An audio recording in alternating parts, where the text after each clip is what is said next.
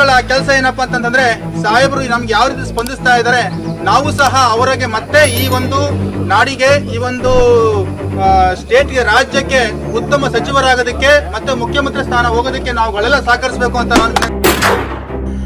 ನೀವು ಆಡಳಿತ ನಡೆಸ್ತಕ್ಕಂಥ ಅಧಿಕಾರಿಗಳಲ್ಲಿ ನನ್ನದೊಂದು ಮನವಿ, ಎಲ್ಲೆಲ್ಲೂ ನೀವು ಅನ್ಯಾಯವಾಗಿ ಎಲ್ಲಿ ರೆಸಾರ್ಟ್ಗಳಿಗೆ ಅಥವಾ ಎಲ್ಲಿ ಏನು ಬಾರ್ಗಳಿಗೆ ಅಂತ ಇಂಥದ್ದುಗಳಿಗೆ ರಾಜಕೀಯ ಒತ್ತಡದಿಂದ ಬಂದಂಥ ವಿಷಯಗಳಿಗೆ ನೀವು ಮಣೆ ಹಾಕಿದ್ದೀರೋ ಅದನ್ನು ಫಸ್ಟ್ ರಿಮೂವ್ ಮಾಡಿ. ಈ ತಹಸೀಲ್ದಾರ್ ಕೇಳಿದ್ರಲ್ಲ, ಈ ವಹಿಂದ ಕೆಲಸ ಏನಪ್ಪಾ ಅಂತ ಅಂದ್ರೆ ಸಾಹೇಬ್ರಂತೆ ಆ ಎಚ್ ಡಿ ಕೋಟೆ ಹಾಳಾಗೋದಕ್ಕೆ, ಇಷ್ಟೆಲ್ಲ ಕಿತ್ತೋಗಕ್ಕೆ ಈ ತರ ನಾಲಾಯಕ ಅಧಿಕಾರಿಗಳೇನೆ ಕಾರಣ. ನಮ್ಮ ಮೈಸೂರು ಜಿಲ್ಲೆಯಲ್ಲಿ ರೆಸಾರ್ಟ್ಸ್ ಇರೋದೆಲ್ಲ ಎಚ್ ಡಿ ಕೋಟೆ ಸರ್ಗೂರ್ ಭಾಗದಲ್ಲೇನೆ. ಒಟ್ಟು 23 ಎಲ್ಲ ಪ್ರತಿಯೊಂದು ರೆಸಾರ್ಟ್ಸ್ಗೂ ನಮ್ಮ AC ಅಧ್ಯಕ್ಷತೆಯಲ್ಲಿ ಟಾಸ್ಕ್ ಫೋರ್ಸ್ ಮಾಡಿ AC ಅವರು ಖುದ್ದಾಗಿ ಎಲ್ಲ ನಮ್ಮ ನೀರಾವರಿ ಇಲಾಖೆ, ಟೂರಿಸಂ ಇಲಾಖೆ ಮತ್ತೆ ಅಲ್ಲಿ ಸೆಸ್ಕಾಮ್ ಎಲ್ಲ ಫಾರೆಸ್ಟ್, ನಾಗರಹೊಳೆ ಮತ್ತೆ ನಮ್ಮ ಟೆರಿಟೋರಿಯಲ್ ಫಾರೆಸ್ಟ್ ಎಲ್ಲ ಜಾಯಿಂಟ್ ಸರ್ವೆ ಮಾಡಿ, ಜಾಯಿಂಟ್ ಸಮೀಕ್ಷೆ ಮಾಡಿ ಕಂಪ್ಲೀಟ್ ಮಾಡಿದ್ದಾರೆ. 23 ರೆಸಾರ್ಟ್ ಇದೆ ಮೈಸೂರಲ್ಲಿ, 23ಕ್ಕೂ ಜಾಯಿಂಟ್ ಆಗಿ ವಿಸಿಟ್ ಮಾಡಿದ್ದಾರೆ, ಸರ್ವೆ ಮಾಡಿದ್ದಾರೆ. ಯಾವುದೇ ರೆಸಾರ್ಟ್ ಅಲ್ಲಿ ನಮ್ಮ ರೆವಿನ್ಯೂ ಜಾಗ ಒಂದೇ ಒಂದೂ ಒತ್ತುವರಿ ಆಗಿರೋದಿಲ್ಲ. ಅರಣ್ಯದಲ್ಲೂ ಯಾವುದೂ ಇಲ್ಲ, ಎಲ್ಲದೂ ಅರಣ್ಯದ ಹೊರಗೆ ಇದೆ. ಓಪನ್ ಆಗಿತ್ತು ಸರ್, ಅದು ನಕ್ಸಲ್ ಚಟುವಟಿಕೆ ಮತ್ತು ಅರಣ್ಯ ಇಲಾಖೆಯವರೇ ಕ್ಲೋಸ್ ಮಾಡಿಸಿದ್ರು ಸರ್ 2013 ಲಾಸ್ಟ್ ಎಂಡಿಂಗಲ್ಲಿ. ಅದಾದ ತಕ್ಷಣ ಈಗ 2023 ಒಂದು ಲೈಸೆನ್ಸ್ ತಗೊಂಡ್ಬಂದ್ರು ಸರ್, CL7 ಅಂದ್ಬಿಟ್ಟು. ಇವರು ರೆಸಾರ್ಟ್ ಮಾಡ್ತಾ ಇದ್ದಾರೆ. ರೆಸಾರ್ಟ್ ಒಳಗೆ CL7 ಅಂತ ಒಂದು ತಗೊಂಡ್ಬಂದ್ಕೊಂಡಿದ್ದಾರೆ, ಅಂದರೆ ಒಳಗಡೆ ಮಾಡೋದಕ್ಕೆ.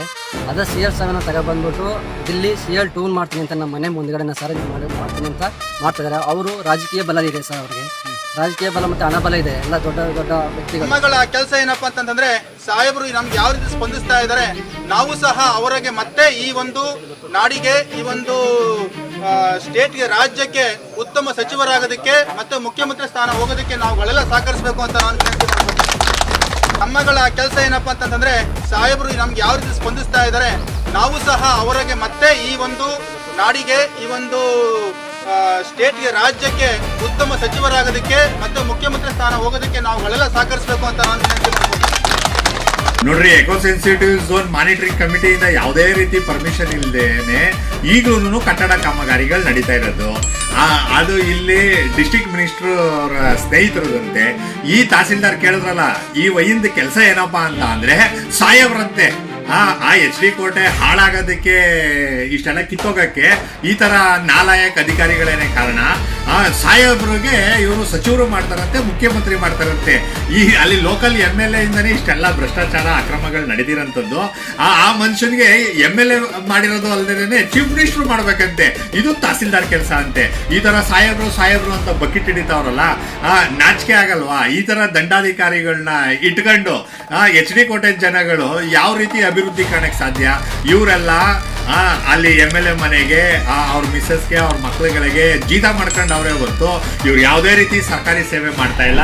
ಎಲ್ಲರೂ ನಕಲಿ ದಾಖಲೆಗಳನ್ನ ತಯಾರು ಮಾಡಿಕೊಡ್ತವ್ರೆ.